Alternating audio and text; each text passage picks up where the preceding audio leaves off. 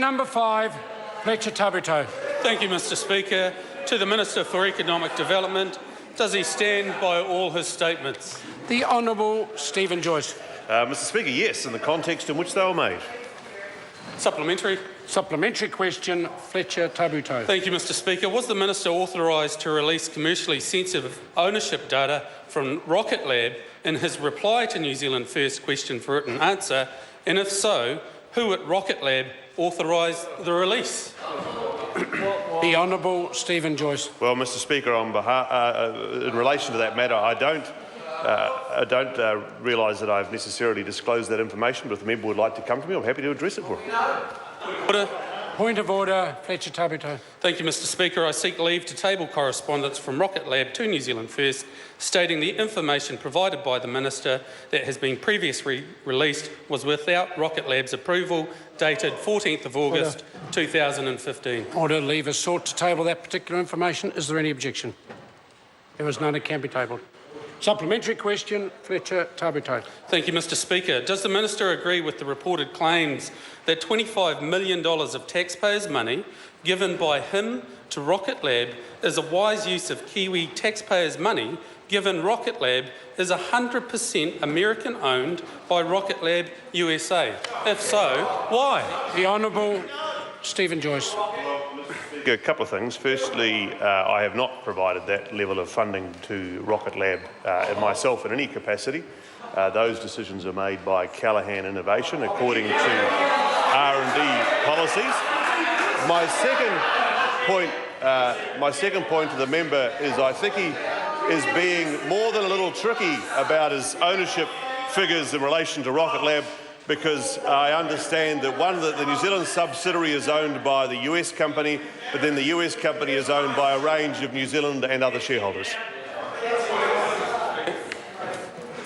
Point of order, Fletcher Tabuteau. I seek leave to table a document not available freely to members of Rocket Lab USA's registration in Delaware as an American... Order. I just want to know where the member sourced this information from. Was it off the web?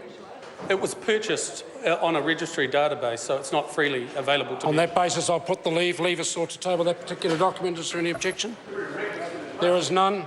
It can be tabled. Supplementary question. Supplementary question, Fletcher Tabuteau. Thank you, Mr Speaker. How can the Minister reconcile giving $12 million to Saudi billionaires for a farm in Saudi Arabia, $25 million building Rocket Lab, a wholly owned American company, and $145 million for a Chinese-led Asia Infrastructure Development Bank, and yet this government refuses to help silver fern farms in its New Zealand ownership?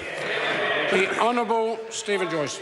Mr Speaker, in relation to the matters the member raises, firstly, the first one is in relation to the Minister of Foreign Affairs. In relation to Rocket Lab, with the greatest respect to the member, that is one of the most innovative New Zealand companies owned and set up by New Zealanders. And if he wants to bag that, that's fine. And, Mr Speaker, in relation to R&D programs, those are provided to companies according to the level of research and development that takes place in New Zealand, and actually Silver Fern Farms has been a beneficiary of that. Oh, here he is. Order. Mr Prosser has the right to ask a question. Supplementary question. Thank you, Mr Speaker. Order. Minister. Order. The fun is over. The question will be asked unless members are very keen to leave early. Richard Prosser. Thank you, Mr Speaker. To the Minister. What material factor or factors determine the difference between A, his government's willingness to provide foreign-owned media works with what was effectively bridging finance totalling $54 million to enable it to continue trading, and B, his government's unwillingness to offer Silver Fern Farms similar bridging finance to keep it in New Zealand hands ahead of the MIE Group's Newco proposal? The Honourable Stephen Joyce, as far as this Mr Speaker, the member is incorrect in his characterisation of what was provided to MediaWorks, which is what was provided to all radio companies at that time, which was the ability to pay later on their frequencies, provided they paid a commercial interest rate. And I don't believe, I may be wrong, but I don't believe such an arrangement would be necessarily helpful to Silver Fern Farms. But Mr. Speaker, the people to make a decision on future investment as Silver Fern Farms is the directors and shareholders of Silver Fern Farms, not Mr. Prosser or Mr. Tabuteau or Mr. Peters, who frankly know nothing about the meat industry. Speaker? Mr. Speaker? Order before the member starts. Yeah, point of order. But order before the member starts. It is a point of order, and can I give a warning to the right-hand side of the House? It will certainly be heard in silence. Mr. Speaker, the Minister, point of order, Minister struggled through his answer, then descended into personal character assassination, which is not part of the standing orders, and I'd ask you to ask Mr. Fixit to get it right next time. Order. The member will resume his seat. This is a robust debating chamber. On occasions, members will be slightly offended by an answer, but in this case, in a robust chamber, I don't think the answer was at all offensive. Question. Supplementary. Oh, supplementary question. Dr. David Clark. Thank you, sir.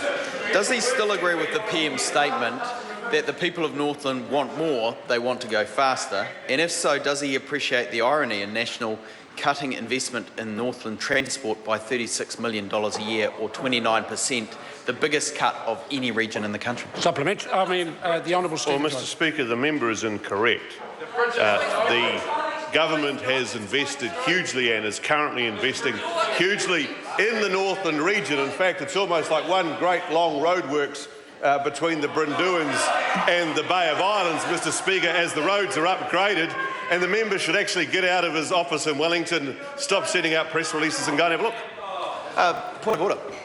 Point of order, Dr. David. I seek leave to table figures prepared by the Parliamentary Library that show between 2008-9 and 13-14 budgets that the funding was cut by 29%. Order. No. Order. That information is available to members if they want to go and search. Minister's wrong.